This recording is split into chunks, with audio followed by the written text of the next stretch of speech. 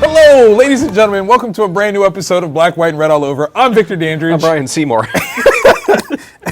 For now, he might change his name to something longer and more scientific. The backstory is amazing on that one. So we had some strong books this week, man. Yes, we did. Some very interesting reads. Yes. I'm very curious to know what your pick of book of the week is going to be. I know. Yeah. Because there's two. There are two contenders, Right. But they're radically different. They are.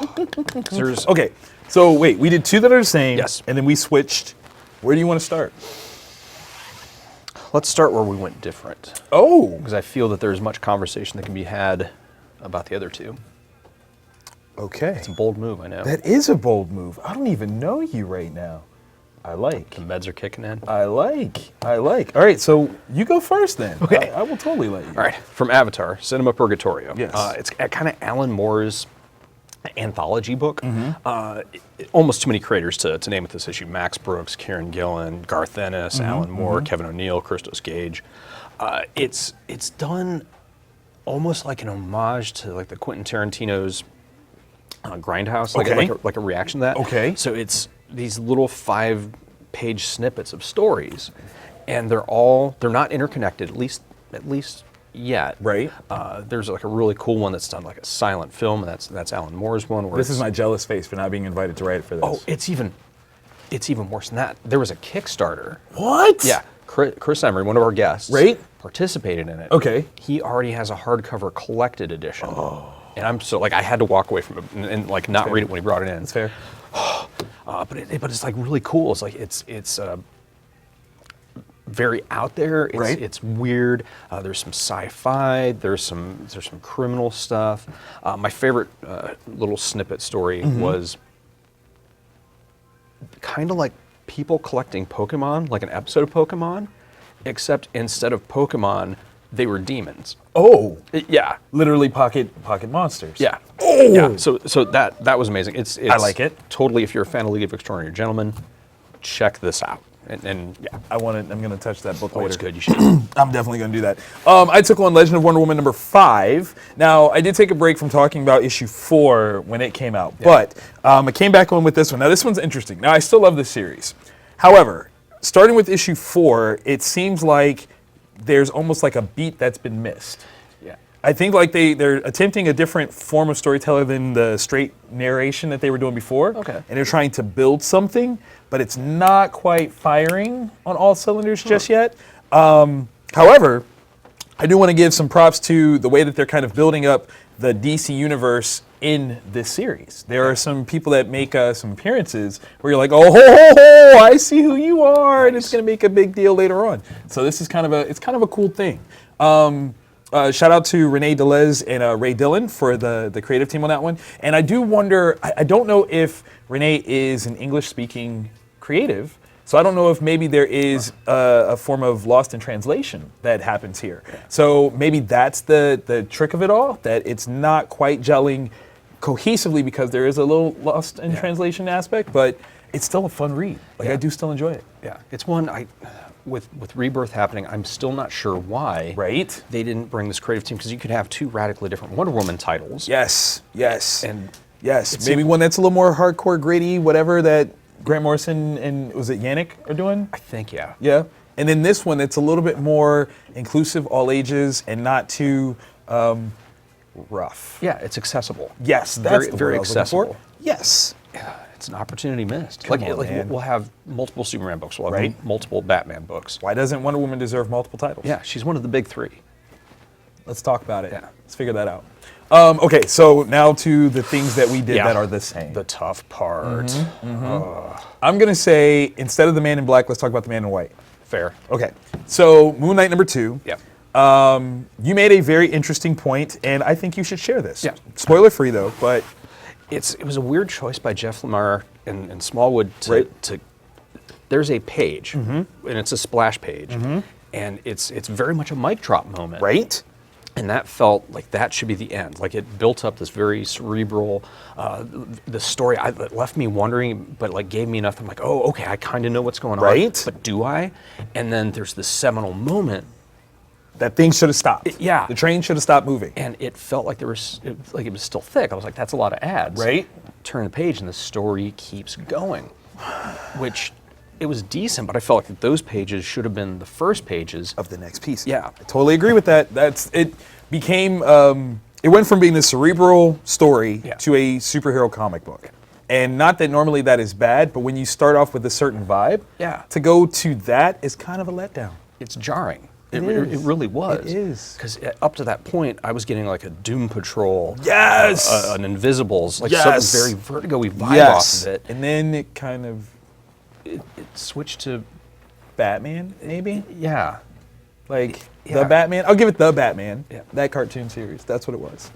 And not that it's bad, it just wasn't the right cap to what that was. Yeah, it's like I think Dum Dums or one of those lollipop manufacturers made like bacon flavored lollipops, and it was kind of like you didn't know what you were going to taste, and you were Right. like, oh, lollipop, and then You're like, something- it's not quite right. yeah, Bacon So, doesn't go well with everything. yeah. Had they, I don't know. It's like it was a weird choice. Yeah. Like I'm not a creator, but it just felt Maybe you should go through and rip out those other pages and just staple those into the next issue. I might. I mean, I own hundreds of copies of this, so I yeah. can. You're allowed. Yeah. Dagnabbit. It's like the machete cut of Star Wars, just in this version. Yeah. I like it. I like it. No, I Let's might go. actually try that. Don't do that. No, Don't I'm just curious if like maybe that would if it will. All right, you do it on one book, and we'll go from there. Okay. All right. Two, because I want one. Okay. So then, last but not least, we have Punisher #1 by Becky Cloonan and Steve Dillon. Now, I don't know if Steve and Ray are related, but if they aren't, Ray claimed that because I would. Yeah. Steve has already had a run with Yes. with Punisher with Yeah. Garth Ennis, right? Yeah, and that was one of the best runs of the book Yes. that I've ever experienced. It was just Yes. phenomenal. Welcome funny, back, Frank. violent. Yeah. Yeah. Oh my gosh. If you guys haven't checked it out, almost everything's collected in trade paperback in that Marvel Max run. Yes. Kitchen Irish. Just definitely track it down. Ask your local shop to order it for if they don't have it. Do it now. It's amazing. Do it now. I'm gonna take the stage on this one. Fair. Diversity in comics has been a huge talking point, especially with who's behind the scenes in comics. Yeah. Becky Cloonan has established herself as a phenomenal creative on the penciling side. Yeah. Stepping into the writing side in this way, like not saying that she's not written anything before, but this is such a hardcore move to handle such a very machismo character. Yeah. And I'm gonna tell y'all people right now, if you see her on the street, switch sides. There is something up with that lady right there. She is not one to be messed with. Based on the dialogue and the seriousness of Yeah. the punishing that she does in this book, yo, I tell you right now, when I see you, Becky, at a show, I'm grabbing my purse. I'm grabbing my purse and I'm locking my car doors. Not even joking. That's happening. Oh yeah. You, lady, you are something fierce. Fierce. That's all I'm saying. That's some fiddle faddle. Yeah. Because these deaths aren't normal deaths. No. Like the Yes. cinder ball. Yeah. Yes. That's one where you're like, oh. You had to think of that. You did. Like Yeah. that's the thing. Like you thought that through. Like it was a matter of, okay, I want to do this. Now how do we do it? Yeah. Here's how. And you're like, oh, not okay. Yeah. Not okay. I love the setup of this one. Yeah. It was it's fantastic. It's good. It's good. This is true Punisher. And coming off of Daredevil season 2, Yeah. this is what you need. Yeah, and it's super accessible. Like if your only experience with Punisher is Daredevil season 2, You're fine. yeah, you'll be able to jump into this. It was straightforward. It was like But it's got this layer of building where it's not just, Frank doing Frank. Yeah. There's a thing now, and it's building, and you know it's coming. yeah. So I want to know more about the dude at the end. Yes. Oh my God. Again, diversity in comics. That was wonderful. Yeah. That was wonderful. I want to see somebody cosplay as the Face from now on. Every show, I want Yeah. at least 2 people cosplaying as the Face. I'm just throwing it out there. Yeah. Just throwing it out there. I might do it, actually. Because reasons. Yeah. Oh my God, that was a good one. Okay, so obviously, picking those two, book of the week, man. What are you looking at? Had Moon Knight stopped on that splash page, Yeah. it would be Moon Knight. I respect that. I'm going to go with Punisher because of that creative choice. Yes, I will wholeheartedly agree. Punisher failed nowhere. Yeah. It failed nowhere. Yeah. It was wonderful. Now, we've got some awesome honorable mentions, though. That's okay, really good. As good as these were, we got some pretty solid pieces that kind of jump in here. So, with Thunderbolts here, with Jim Zub and is it Malin? Is that how you say the last name? I believe so. Okay. That's my best. That's the best guess. Yeah. How did you feel about this one? It felt a little bit. The story went very quickly. Yes. But that might just be what this book is. Maybe. I feel like it's.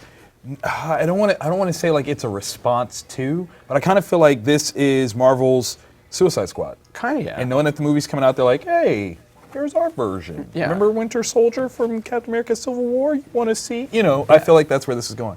There are a couple of story beats that I was kind of like, Yeah. but I kind of also feel like this is their Avengers version of X-Force. Yeah.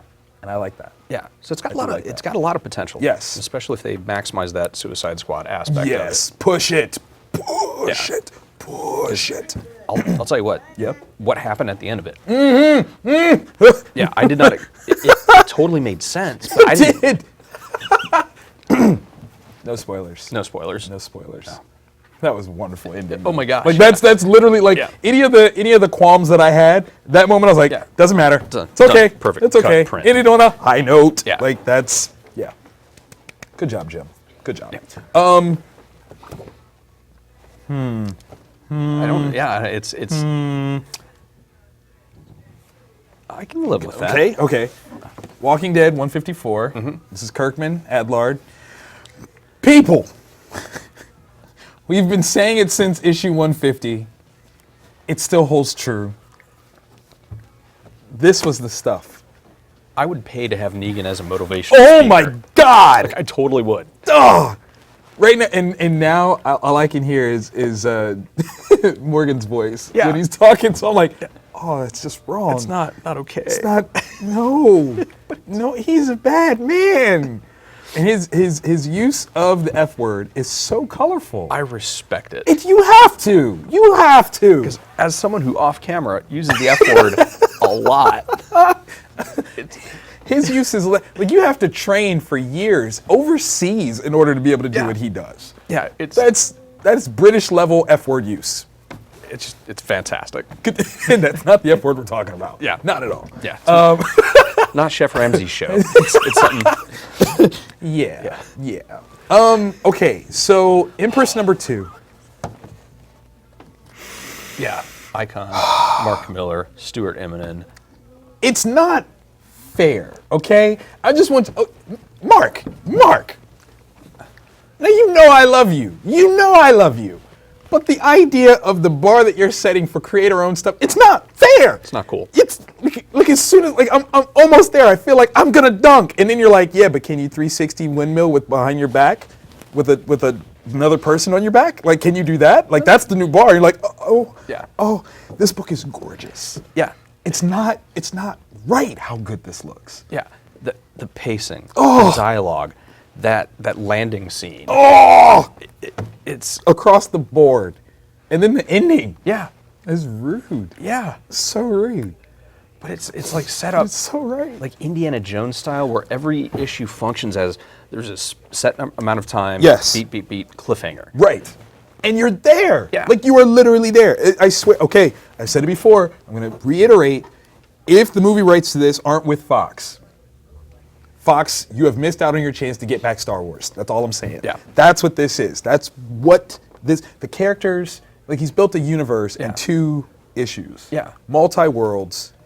It's not fair. Yeah, It's not fair. And it inhabits in comic speak for me, like the space in between Saga and Star Wars.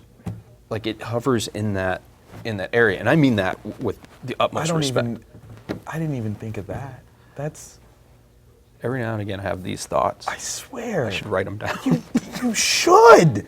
Oh God, yes. This is that bridge. That is a perfect Oh, And Marvel believes enough in this title as well That- they should. that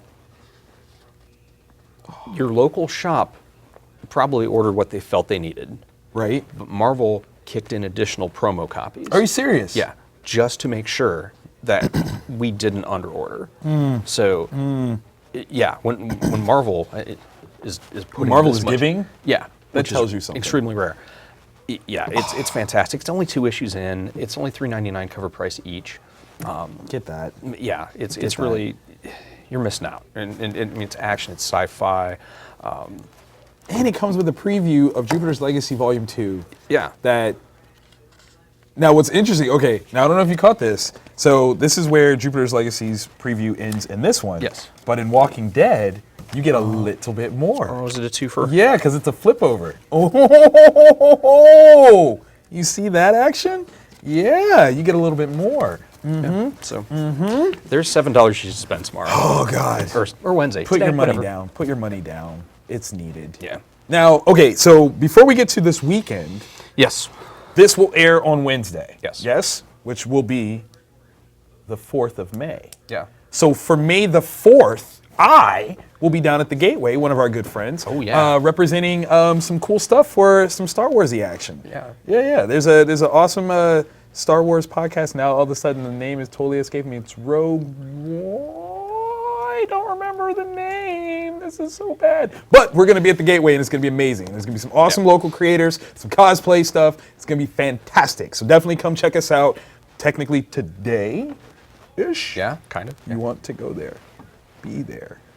Or else Revenge of the 5th will come to get you. It'd be bad. And then, of course, this weekend. It's free comic book day. A glorious, glorious holiday that I will unfortunately not be a part of.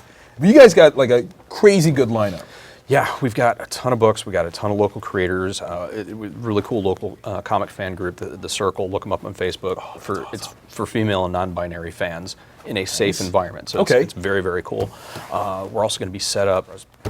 Marcus Crosswoods? Yes. There we go. I am not good with the smart. It happens. Yeah. It happens. So we're going to be up there for showings of Civil War, which we'll also be giving out Civil War 2 on Saturday up there. So You're like killing it. yeah, and you're going to be like in another state at Wizard Well, World. yeah, I will be at Wizard World Minneapolis. I'll probably be kicking it with Diggle from Arrow. You know what I'm saying? Because I mean, no diss. You know, I love you too. But I'm no Diggle. No Diggle, no doubt. I don't know. I'd wrap it up. Or bag it up. I can't. Bag it up. Yeah, It's bag it up. that. It's bag it up. Yeah, because you say wrap it up, it's a totally different conversation. totally different. Oh God, you are urethral. I just want you to know that.